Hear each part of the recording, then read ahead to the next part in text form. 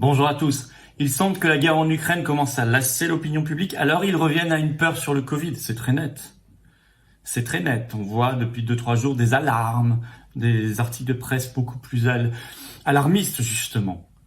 Prise de parole, il faut remettre le masque obligatoire à l'intérieur, dans les salles de cours. Il y a des classes qui le refont d'ailleurs, illégalement. L'Autriche, ça y est. L'Autriche remet le masque obligatoire à l'intérieur.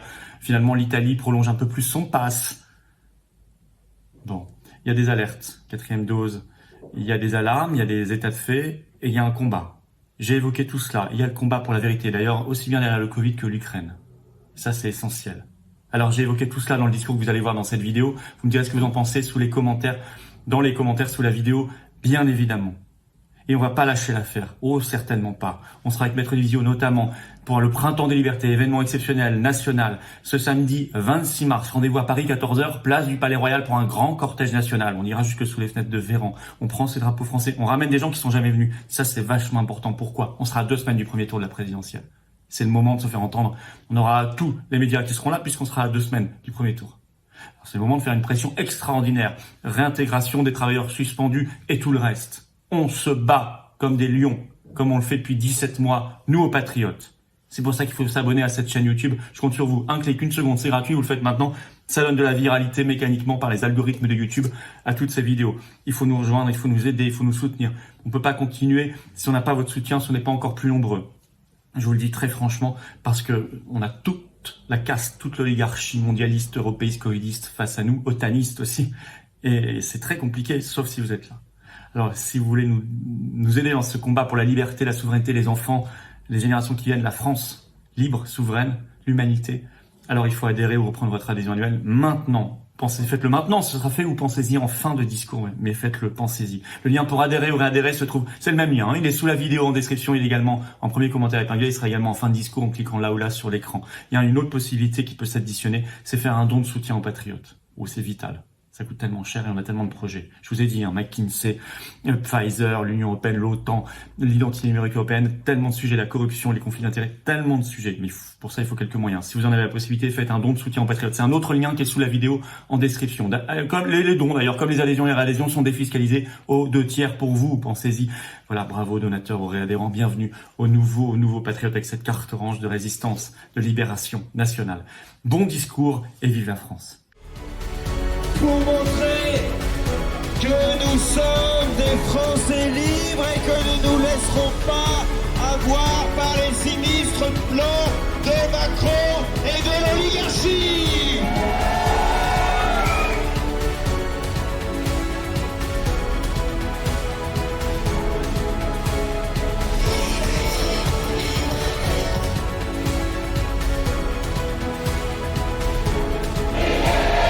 Vous avez raison d'être là, car il y a des points d'alerte. Alors le doux langage de la campagne électorale essaiera de mettre du miel sur ces points d'alerte pour que vous ne les voyiez pas trop. Et il y a des réalités terribles qui peinent à émerger dans cette élection présidentielle, bien évidemment.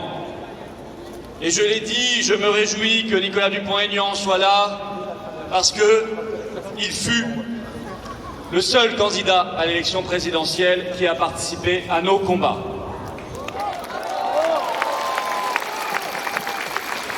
Nous sommes ici depuis 17 mois, chaque semaine. Et je salue aussi nos amis qui font le même travail au même moment partout en France.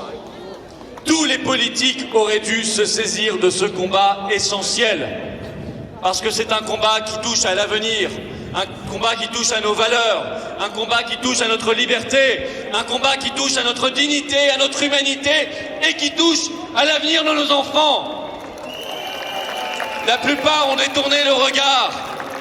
Alors quand il y en a un qui peut être candidat à l'élection présidentielle, qui au moins était dans le combat, sachons le saluer et sachons surtout le soutenir.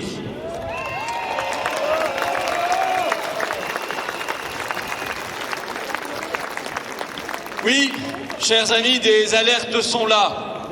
En une semaine, nous sommes passés de « il n'y aura pas de 4e dose » à « il y aura une 4e dose pour les plus de 80 ans », puis à il y aura une 4e dose pour les plus de 65 ans à risque, en seulement une semaine.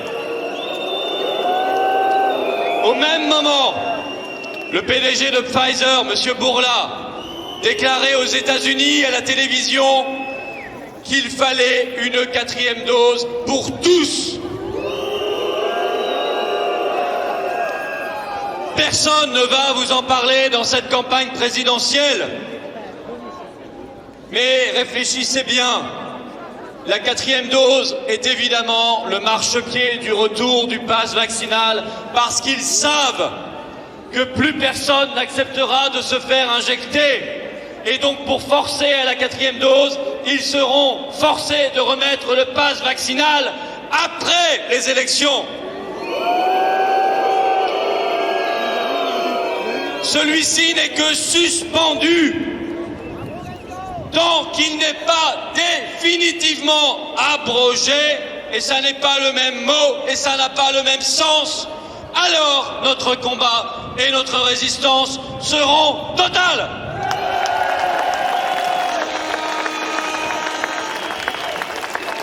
Il y a des alertes en Allemagne où le ministre de la Santé a réclamé cette semaine l'obligation vaccinale pour tous. Où le débat arrive au Bundestag, le Parlement allemand, début avril.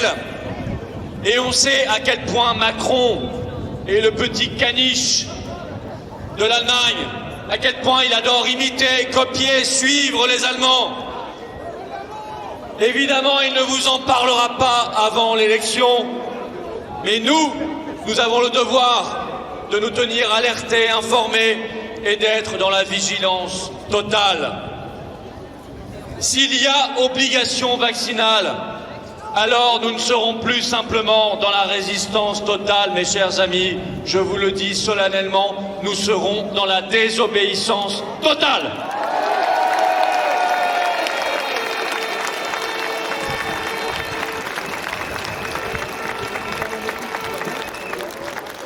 Ils ne nous vaccineront pas de force.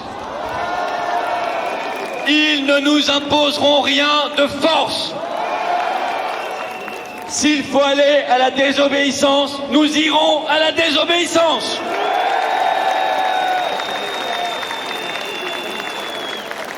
Les réalités cruelles sont là. Cette journée est placée sous le signe de la solidarité avec les personnels suspendus que j'invite à aller se signaler au niveau de la tente bleue, du stand bleu là-bas. Parce que nous voulons les aider concrètement. J'ai vu, comme vous, cette semaine en vidéo, cette scène d'une infirmière en pleurs qui est allée à la rencontre de Macron dans la rue pour lui demander simplement d'avoir le droit de travailler à nouveau. Macron, d'une froideur innommable, lui a répondu dans un grand élan d'inhumanité dont il a le secret qu'il maintiendrait l'obligation vaccinale, qu'il maintiendrait la suspension de ces dizaines de milliers de travailleurs. Ça n'est pas possible. Ça n'est pas possible. Nous exigeons la réintégration de tous ces personnels, mais aussi les excuses officielles de l'État et leur indemnisation. Il y a des réalités cruelles. Le pass sanitaire, à l'heure où je vous parle, existe encore à l'entrée des hôpitaux, à l'entrée des maisons de retraite, mais aussi, et on en parle moins, à l'entrée des établissements accueillant des personnes handicapées. L'apartheid n'a pas quitté le sol de France. Des malades sont en danger parce qu'ils n'osent plus aller à l'hôpital ou qu'ils n'en ont plus les moyens parce qu'il faut payer un test. Chaque mètre carré où règne encore aujourd'hui en France l'apartheid devra être remplacé par un mètre carré de liberté. Nous rappelons nos exigences. Abrogation définitive de toute forme de passe. Réouverture de lits à l'hôpital et recrutement de soignants et non pas de vigiles pour contrôler les QR codes. Confinement anticonstitutionnel. Fin de l'obligation du port du masque partout, y compris pour nos enfants à l'école. Liberté rendue aux médecins de prescrire librement les traitements qui marchent, et il y en a plein. Fin de toutes les poursuites contre les médecins qui ont eu l'audace de soigner les malades. Poursuite par le Conseil national de l'ordre, qu'il faudra dissoudre. Mais aussi poursuite devant la justice dans une grande amnistie générale. Au contraire, ce sont des poursuites et des enquêtes qu'il faudra mener contre tous les responsables et coupables de l'enfermement des Français, de la maltraitance de nos aînés dans les EHPAD, de l'apartheid vaccinal, des effets secondaires cachés, masqués, des conflits d'intérêts, de la corruption. Là, oui, il faudra des enquêtes et des poursuites. Nous exigeons des noms, des peines et de la prison.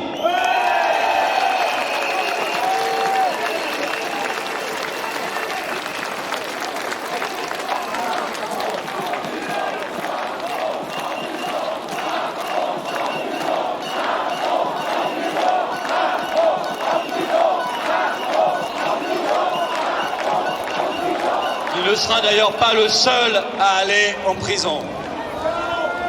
Mais d'ailleurs, qui sommes-nous censés élire les 10 et 24 avril? Un président au service de la France, au service de son peuple, respectueux de sa souveraineté, un président qui fait des référendums, qui crée le RIC, par exemple, ou un employé de McKinsey, un VRP de Pfizer, un laquais de l'Union européenne à l'intérieur et de l'OTAN à l'extérieur. La question se pose sérieusement. Avez-vous vu le rapport du Sénat cette semaine sur les cabinets de conseil américains, notamment McKinsey? Ce rapport, c'est une bombe. Il y a de quoi faire sauter 5 fois la Macronie. Qui a défini la stratégie vaccinale? C'est écrit en toutes lettres dans ce rapport sénatorial, un cabinet américain, McKinsey. Qui sont les autres clients de McKinsey? Pfizer. Le rapport parle, et c'est écrit en toutes lettres, d'influence tentaculaire. Nous couperons les tentacules. Qui est au service de qui? Est-ce McKinsey au service de l'État ou l'État au service de McKinsey? Qui se présente à sa réélection? Emmanuel Macron ou Emmanuel McKinsey?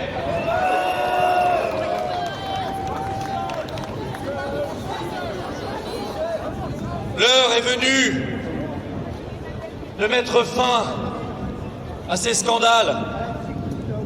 Le mélange des genres, le règne du fric et des conflits d'intérêts partout, l'accaparement de la souveraineté de notre vieux, grand et glorieux peuple de France, qui est accaparé par des autorités illégitimes, qui placent les domestiques corrompus à la tête des États. Les cabinets de conseil anglo-américains, anglo-saxons, l'Union européenne qui impose l'austérité, ferme des lits et va bientôt vers l'identité numérique que nous combattons. L'Union européenne de Madame von der Leyen qui cache les petits textos qu'elle échange avec le PDG de Pfizer.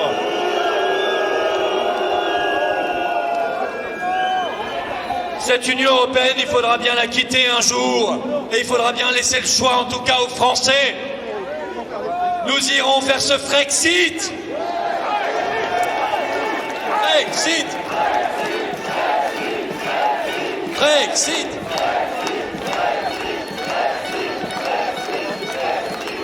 Tous ceux qui ont accaparé la souveraineté, tous ces grands labos qui imposent une certaine vision de la santé de l'homme et du monde.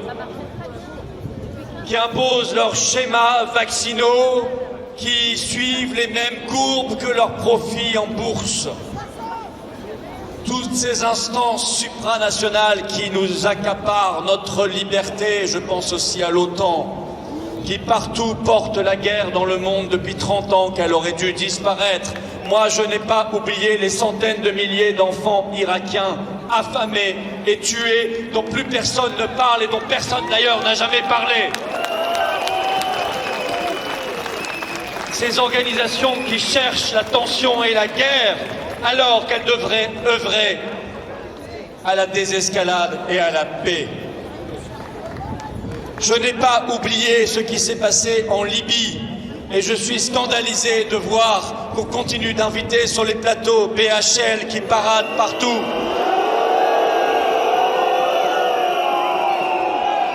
Je le dis, le faux ami des Ukrainiens, dans l'intérêt même du peuple ukrainien qui souffre, méfiez-vous de ces semeurs de guerre qui ne pensent qu'à leur com personnel.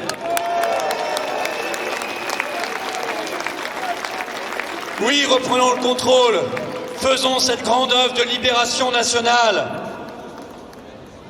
Remettons notre vieux, cher et tendre pays sur son chemin, le chemin multimillénaire qui est le sien, celui de l'unité, celui de la liberté, celui de l'égalité des droits, celui de la fraternité réelle, celui de la puissance, celui de la paix, celui de la beauté, celui du respect de l'être humain.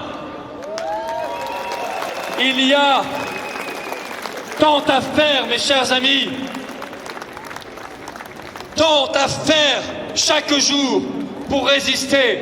Je vais vous donner juste un petit conseil que moi je m'applique. Nous avons tous connu des lieux pendant ces mois qui appliquaient le pass sanitaire et le pass vaccinal qui ne les ont pas appliqués. Des restaurants qui ne les demandaient pas. Des restaurants, des bars, des cafés ou autres lieux qui résistaient. Maintenant qu'il n'y a plus le pass vaccinal, continuons de privilégier ces lieux-là. Parce que eux ont été à la hauteur des événements. Profitons de ces mois de suspension du pass vaccinal en espérant que celui-ci ne revienne jamais. Mais dans tous les cas, profitons-en pour nous revoir plus facilement, nous fédérer dans cette résistance, par métier, par cause. Soyons des porteurs de mémoire. Ils veulent faire. Le sinistre Véran et tous ses copains veulent faire comme si les personnels suspendus n'existaient pas et n'avaient jamais existé. On n'en parle pas, ça n'existe pas, ça n'a jamais existé. Ce sont des fantômes. Ils sont là sans être là, ils existent sans exister. Soyons des porteurs de mémoire en disant « nous savons. Nous savons qu'ils sont là. Nous savons qu'ils sont les forces vives de la nation. Nous savons qu'il faudra bien les réintégrer et leur présenter des excuses officielles. Et nous ne les oublions pas. Non, pour nous, ce ne sont ni des spectres, ni des fantômes. Ce sont des Françaises et des Français comme les autres. Ce sont des êtres humains comme les autres. Et il faut les respecter. Et il faut arrêter de les maltraiter. Et il faut les remettre dans leur métier. Ils ne demandent que ça, pouvoir bosser pour pouvoir être à notre service comme ils l'ont toujours été.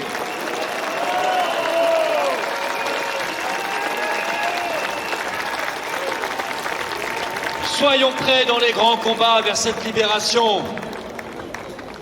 Nous ne sommes ni McKinsey ni Macron, nous sommes la liberté.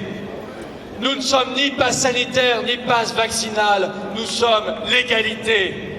Nous ne sommes ni la Chine ni l'Union européenne, nous sommes la France libre. Vive la liberté, vive la résistance, vive la paix et vive la France libre. Liberté, liberté, liberté.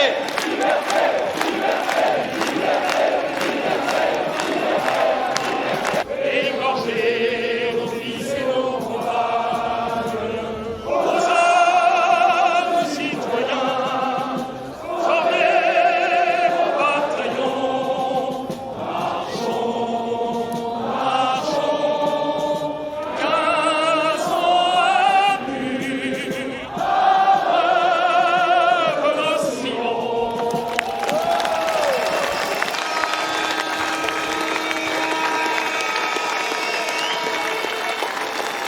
Bravo à vous.